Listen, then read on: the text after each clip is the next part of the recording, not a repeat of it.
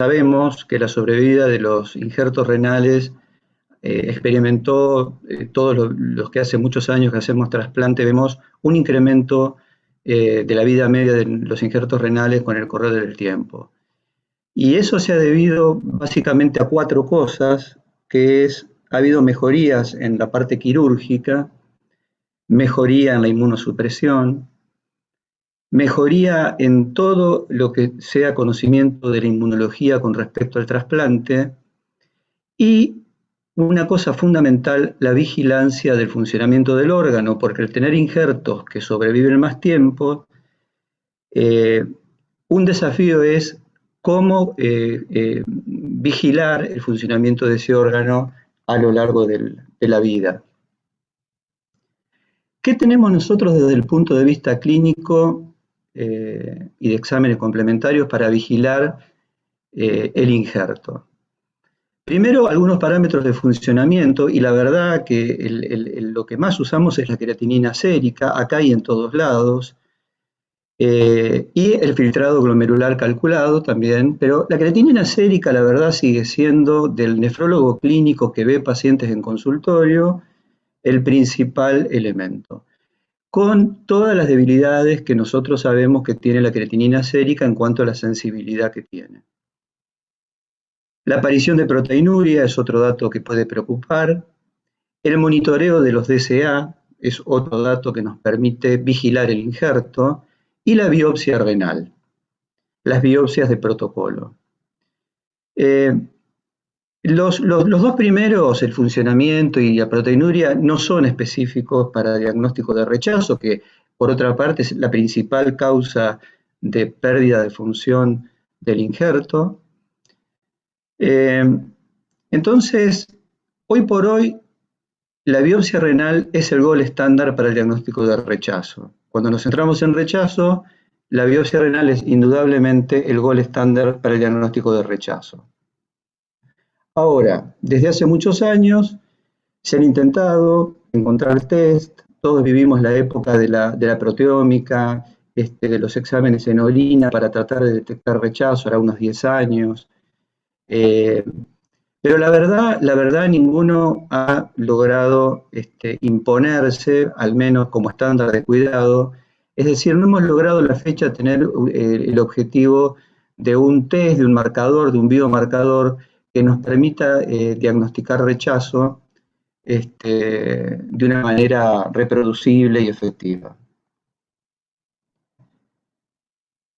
También como introducción decir que el DNA libre celular, que es obviamente derivado de las células de donante, el cell-free DNA, es un test no invasivo con el cual se viene investigando mucho en los últimos años, y lo fundamental es en la vigilancia del paciente evaluar, formar parte del arsenal para evaluar probable rechazo.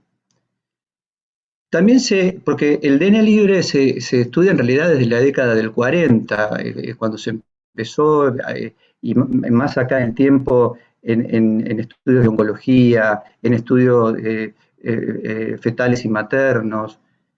Pero al principio, cuando se empezó a estudiar, requerían la genotipificación total del donante, cosa que es algo muy complejo. Y hoy tenemos técnicas que a través de secuenciación de última generación, que detectan polimorfismos de DNA libre del donante y también del receptor en sangre, tal vez detectan diferencias en un alelo, para el cual, por ejemplo, el donante o el receptor son homocigotos y heterocigotos, y esa diferencia ya nos puede marcar cuál DNA es del donante y cuál del receptor. Y en base a eso trabajar en una fracción que ahora vamos a conversar, pero evidentemente esto es un gran avance porque no requiere el estudio de la genotipificación total del paciente ni del donante. Otra cuestión con respecto a esto último que estoy comentando es que estas técnicas han sido validadas clínicamente y hoy se encuentran disponibles comercialmente, habiendo 2 productos, AlloSure y Prospera, que están disponibles comercialmente. El DNA libre del donante proviene o células necróticas o apoptóticas que liberan nucleosomas, que pasan al torrente circulatorio.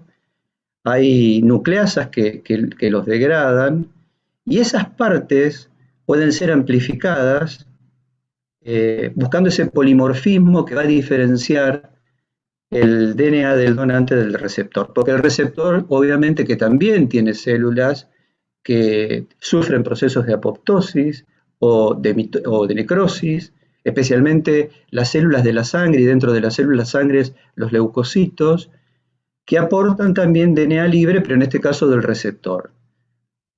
Entonces, ha sido un gran avance poder, con técnicas relativamente sencillas y rápidas, diferenciar los DNA libres de los donantes y de los receptores.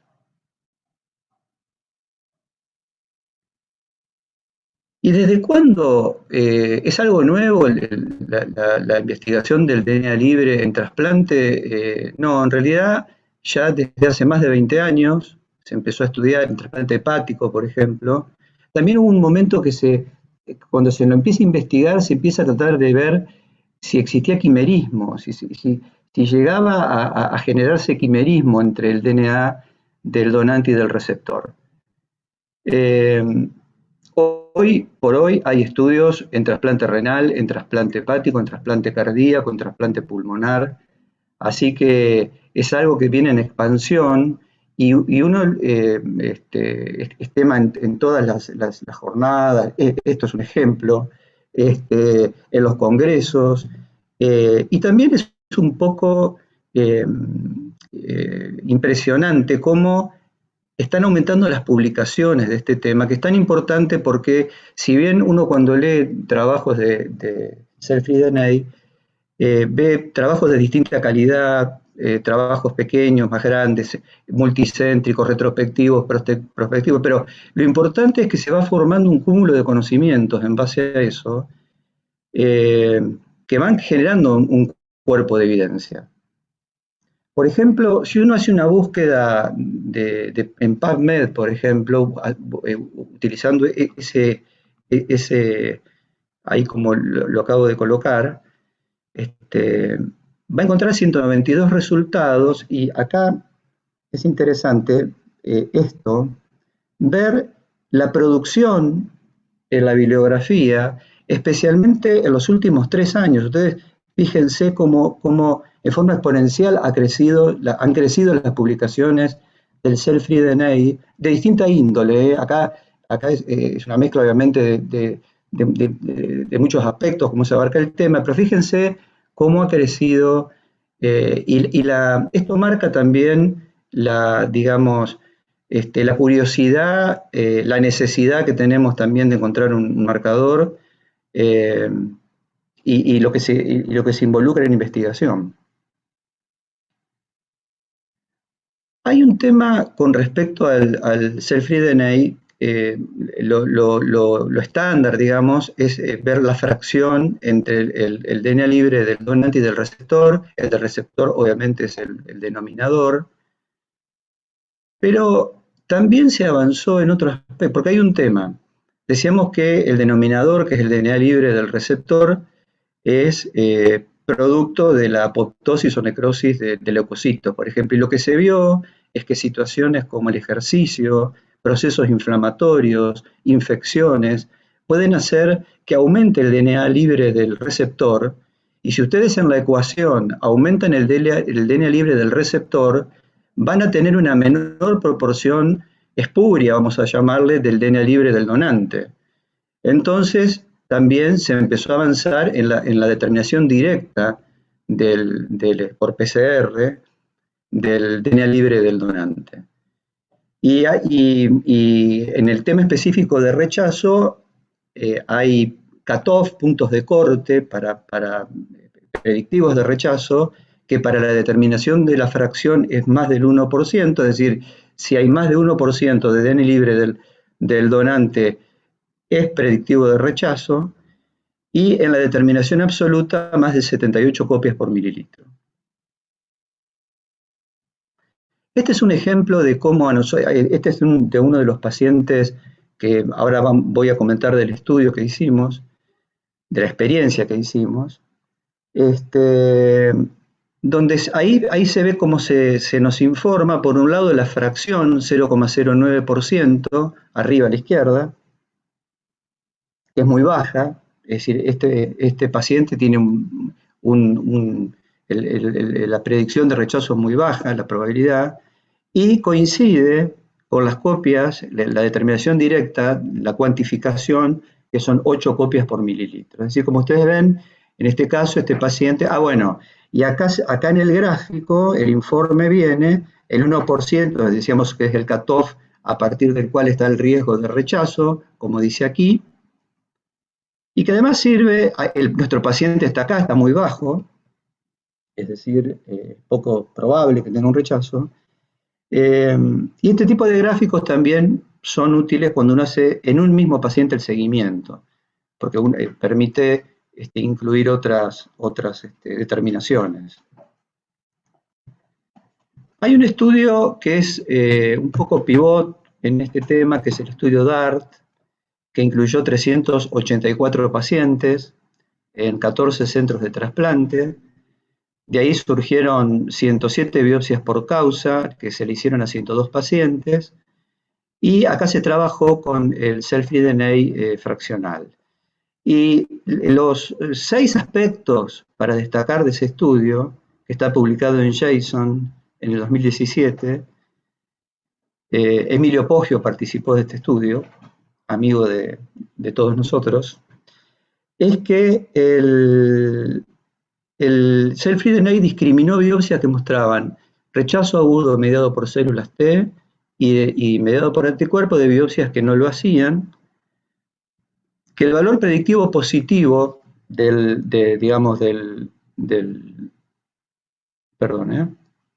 que el valor predictivo positivo y negativo a un valor de cutoff de 1% fue 61% y 84%.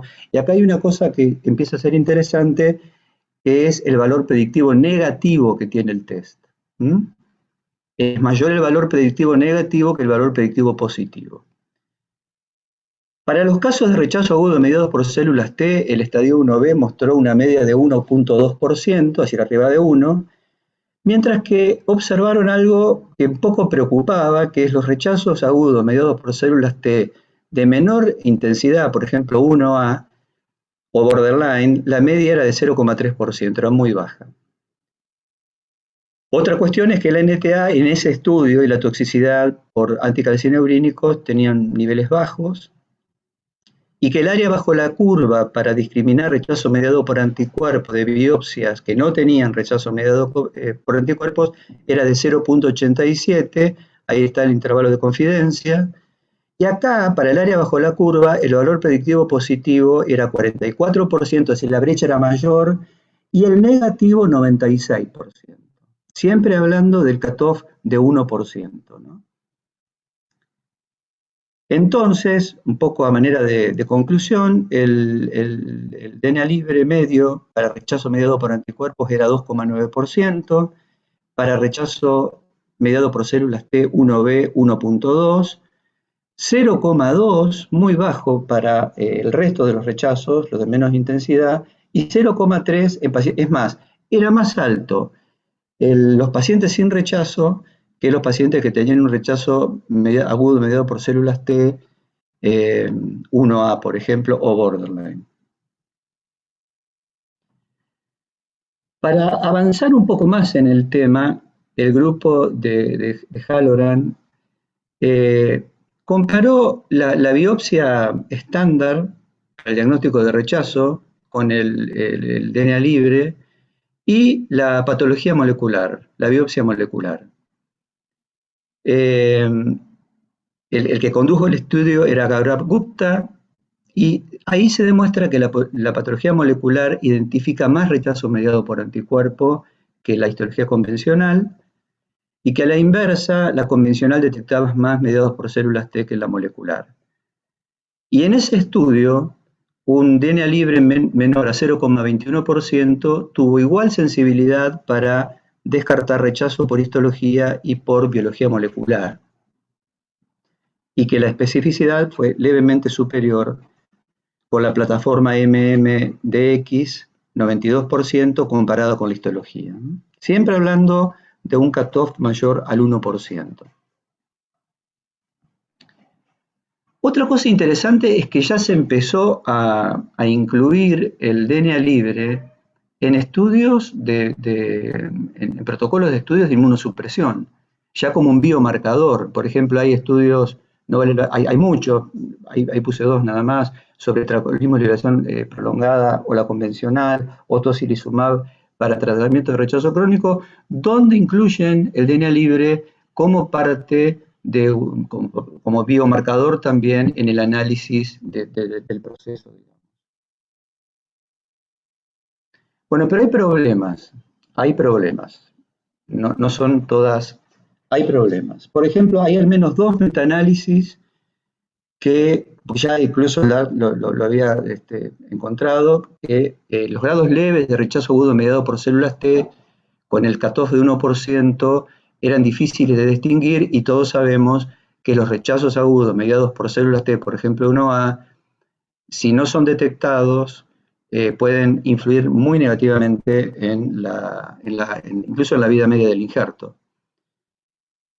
Que el DNA libre parece ser mejor predictor de rechazo mediado por anticuerpos que, como estábamos comentando, mediado por células T, que los niveles medios encontrados en mediado por anticuerpos son más elevados, entre 1,4 y 2,9% en 3 estudios. Es decir, empieza a haber evidencia, acumulación de evidencia de varios estudios, y empieza a haber metaanálisis, que eso es lo más importante. Existe asociación, esto es muy interesante, entre el DNA libre y la aparición de DCA de novo, generando una hipótesis que el DNA libre derivado del donante podría contribuir al inicio de la respuesta inmune y al consiguiente rechazo. Y una cosa que también hay que decir es que otras situaciones, además del rechazo, pueden elevarlo. Por ejemplo, hay reportes de ISTA, de recurrencia de lupus, de nefropatía por IgA o de diabetes, el injerto obviamente. Un tema importante es la nefropatía por BK y la propia necrosis tubular aguda.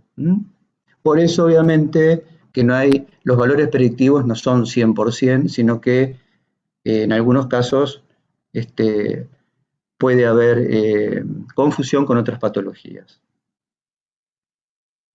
Entonces, uno de los planteos fue bajar el cutoff a 0,5%.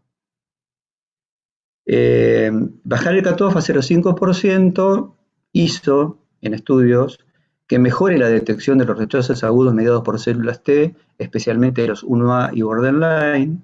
Pero ¿cuál es el problema? Detecta más rechazos, se identifica más rechazos, pero el riesgo es que disminuye la especificidad, que aumenta los falsos positivos y que podría generar la realización de biopsias innecesarias. Es decir, que detecta más, pero a su vez baja la especificidad. Y la verdad que este tema de este cutoff de 0,5 seguramente se va a definir con estudios que tengan mayor poder estadístico, y a medida que se vayan generando más metaanálisis y más investigación en el tema. Bueno, con respecto a nuestra experiencia, debo comentarles que es pequeña, pero nos parece importante porque, como comentaron, tuvimos la oportunidad, gracias a un programa de acceso para instituciones, hospitales que no están familiarizados con este biomarcador, así que fuimos invitados a participar y por supuesto que lo hicimos. Entonces, realizamos una experiencia con la utilización de cell-free DNA en pacientes trasplantados renales con indicación de biopsia por causa, cuya causa era o aumento de la creatinina y o aparición de proteinuria. Los pacientes estudiados fueron 19. La extracción de la muestra, son temas técnicos, pero los comento, la extracción de la muestra se realiza con agujas de extracción, no con la váter, no con mariposas, y siempre la extracción del cell-free DNA hay que hacerlo previo a la realización de la biopsia. Bueno, hay una técnica descripta de manejo de la muestra y packaging. Esas muestras, dentro de las 72 horas, eran enviadas fuera del país al centro de procesamiento que está en San Carlos, California, en Estados Unidos. El resultado lo recibimos dentro de la semana de enviada la muestra. Hubo un caso, además de los 19, un caso extra, que es el 20, que fue el seguimiento de una paciente que tenía un rechazo agudo mediado por células T que había sido tratada, así que en total fueron 20 muestras en 19 pacientes. Y como yo les mostré, los resultados fueron informados con el cell-free DNA fraccional en todos los casos. El cutoff era más de 1% para riesgo de rechazo, y además en 10 muestras también se nos pudo realizar el cuantificado por PCR. Para el diagnóstico de rechazo se utilizó la clasificación de BAM 2017. En cuanto a la demografía de los pacientes, la edad media es 38 años, con un rango de 19 a 73, y el tiempo medio de trasplante renal 97 meses, con un rango de 1 a 231. Está recomendado tratar de hacerlo dentro, es decir, alejado, no muy seguido al trasplante, al cell-free DNA. En este caso, el mínimo tiempo fue un mes de trasplante. El tipo de donante, el 26% eran donantes vivos y el 74% donantes cadavéricos. El sexo de los receptores eran 42% mujeres y 58% hombres. Resultados: de los 19 pacientes estudiados, 11 no presentaron rechazo en las biopsias, y de esos 11, la media del cell-free DNA fue 0,39, con un rango de 0,08 a 2,3. Y la media de los que pudimos hacer la cuantificación, 14 copias por mililitro, con un rango que va de 6 a 24. Estos son los 11 casos sin rechazo. Ustedes van a ver en la tabla que son todos valores bajos, excepto un paciente que tiene 2,3 de cell-free DNA y que en la biopsia no tiene rechazo. Y fue una biopsia, digamos, con 10 glomérulos, donde no había ningún dato de injuria de la microcirculación, y donde había una glomerulosclerosis focal y segmentaria secundaria, más IFTA. Pero no había ningún dato ni de rechazo mediado por células B ni T. Todos los otros casos estuvieron, como ustedes ven, por debajo del 1%, y los 4 casos que pudimos hacer la detectación directa por PCR fueron 19, 24 y 16, muy bajos. El caso 4 está descrito en algunas situaciones, y la verdad que son casos que no queda claro por qué es alto el DNA, al menos en relación con rechazo, que es lo que estamos investigando. En cuanto a rechazo mediado por células T, hubo 6 casos, la media fue 0,95. Fíjense que hay rechazos 1A, 2, 1B, y un rechazo crónico mediado por células T activo 1B. El único caso que tuvo más de 1% fue el rechazo mediado por células T1B, que un poco es lo que está descrito. El caso 6 está muy cerca de 1, pero no llega. Y la media es 0,95. Y los 2 pacientes que tuvieron rechazo mediado por anticuerpos activo tuvieron un cell-free DNA de 1,8 y de 3,96. Y las copias, fíjense, 107 y 78. Es decir, son concordantes con lo que estábamos comentando, y acá la media 2,88. En los 2 casos se confirmó y cumplían todos los criterios para rechazo mediado por anticuerpo agudo activo. Es decir que cuando analizamos las 3 medias de las 3 situaciones y lo ponemos en un gráfico de boxplot, vemos que se separan bien las 3 situaciones, Y una cosa que la verdad, esto lo analizamos posteriormente, es que nos da 0,3 igual que el DART, con lo pequeña que es nuestra muestra, ¿no?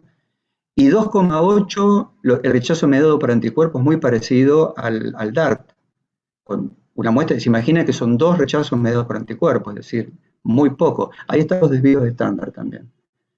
Que obviamente, como son 2 casos, es muy amplio. En el caso del rechazo mediado por anticuerpos son 2 casos nada más. Pero no puedo, digamos, dejar de resaltar que nos dan valores parecidos a series mucho más, de mucho mayor cantidad de casos. También hay que decir que pacientes sin rechazos, había 2 que tenían un DNA libre mayor a 0,5%, por esto que les comentaba de usar el 0,5% como cutoff, y que también había un paciente con rechazo agudo mediado por células T con un valor menor a 0,5%, 0,47%. Y ese caso se los quiero comentar así, porque es en el único que pudimos hacer seguimiento. Es el caso 20, digamos, que tiene tiene 2 determinaciones, una al momento de la biopsia, en el momento que se diagnostica rechazo, y otra luego del tratamiento. Es una paciente femenina de 26 años que se trasplantó con donante vivo relacionado el 30 de septiembre del 2010. La causa de insuficiencia renal crónica es una vasculitis microscópica. En la evolución hizo un evento adverso serio por tacrolimus, que fue pseudotumor cerebral, lo que obligó a retirar el tacro, por lo que quedó con rapamicina, mifortic y esteroides, DSA de 700 MFI anticlase 2, tiene un TQ7, y una creatinina histórica entre 1 y 1,3, y en agosto, en el control, la creatinina aumenta a 1,47, casi 1,5, por lo cual decidimos biopsiarla, hacer el cell-free DNA, que dio 0,47, y la biopsia, un rechazo agudo mediado por células T1A. El tratamiento fue bolos de esteroides, la paciente respondió bien, la creatinina empezó a disminuir, y a 2 meses le hicimos un nuevo DNA libre, y el valor fue 0,09%. Es decir, además del descenso del biomarcador, la creatinina, que usamos habitualmente para ver la evolución del rechazo, acá el DNA libre también bajó de 0,47 a 0,09. Así, bueno, no nos hubiera gustado seguirlo más, pero hasta estas muestras teníamos. Bueno, para concluir, la media del DNA libre en esta serie sin rechazo activo fue 0,39%, tirada un poco para arriba por ese caso que les comenté. La media en pacientes con rechazo mediado por anticuerpos fue 2,88%. Ambos resultados coinciden con lo publicado en la literatura. Si bajamos el cutoff del test de 1 a 0,5%, ahí captamos 5 de 6 episodios de rechazo agudo mediados por células T. Es decir, si lo bajamos, aumenta lo que comentábamos, ¿no? Otra cosa que nos parece muy importante recalcar de nuestro estudio es que no hubo casos de rechazos activos con un DNA libre con valores menores a 0,47%, lo que cada vez se le da más importancia al alto valor predictivo negativo que tiene el test. Es decir, cuando uno tiene un DNA libre muy bajo, es muy poco probable que el paciente tenga rechazo. Y en el único caso que pudimos hacer seguimiento, una sola muestra, el descenso de la creatinina se correlacionó con un descenso también del cell-free DNA. Bueno, ¿qué cosas pendientes, así ya incluso para salir de nuestra experiencia, modesta experiencia? Una pregunta, estas 4 preguntas en realidad se las está haciendo la comunidad, ¿no? Que trasplanta riñón con este tema. ¿Puede este test reemplazar la biopsia renal para evaluar el estado del injerto y diagnosticar rechazo? Bueno, hoy la verdad tendremos que decir que no, que no. La verdad, lo que aporta la biopsia, tanto para el diagnóstico de rechazo como para el diagnóstico de otras patologías, no amerita proponer esta técnica como un reemplazo de la biopsia. Pero sí es para pensar si este test puede pasar a formar parte de los estudios de vigilancia del injerto renal. Y el tema acá es muy importante porque nosotros, antes de esto, como vigilancia, bueno, hacemos biopsias de protocolo. Bien, habitualmente a los 3 meses y al año. Hablando de vigilancia, no cuando hay una causa. Porque sabemos que la creatinina lo usamos todos, pero es poco sensible.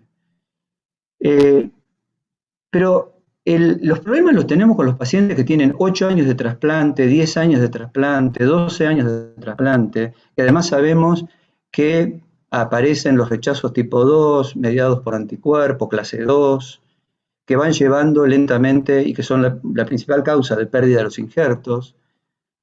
Y no podemos estar biopsiando los pacientes todos los años o 2 veces por año. Sí, lo podríamos hacer, pero la verdad que la biopsia no está exenta de riesgos, encarece el proceso, el paciente ese día tiene que dejar de funcionar, a veces hay complicaciones que obligan a internar al paciente. Entonces, para esas situaciones es para plantear y pensar si este test, que es no invasivo, puede pasar a formar parte de los estudios de vigilancia, así como hacemos DCA todos los años, porque la verdad que la correlación y por insisto, el alto valor predictivo negativo que tiene es muy interesante. Otro tema es con qué periodicidad realizarlo. Hay un estudio, el COAR, que va a tratar de responder este tema es un protocolo prospectivo, tiempos prefijados y una biopsia de protocolo al año. Y la otra pregunta es esto del cutoff, ¿qué conviene? ¿1% o 0,5%? Es decir, perder un poco de especificidad para ganar sensibilidad o seguir manejándonos con 1% y estarnos perdiendo algunos rechazos mediados por células T no tan intensos, pero que sabemos que en la evolución pueden generar dos problemas: progresión a IFTA y desencadenar la producción de DCA y posteriores rechazos mediados por anticuerpos. Así que bueno, son preguntas que están en pleno desarrollo, digamos, con la cantidad de estudios que se están haciendo. Yo creo que en los próximos 4 o 5 años vamos a tener respuestas concretas con respecto a estas preguntas, pero que es muy interesante para vigilancia del injerto renal. Bueno, quería agradecer al Hospital San Martín de la Plata, donde se hizo este estudio, y a todo el grupo de trasplante del servicio, que la verdad que colabora mucho con los pacientes y organizando los turnos, las biopsias y todo. Muy bien.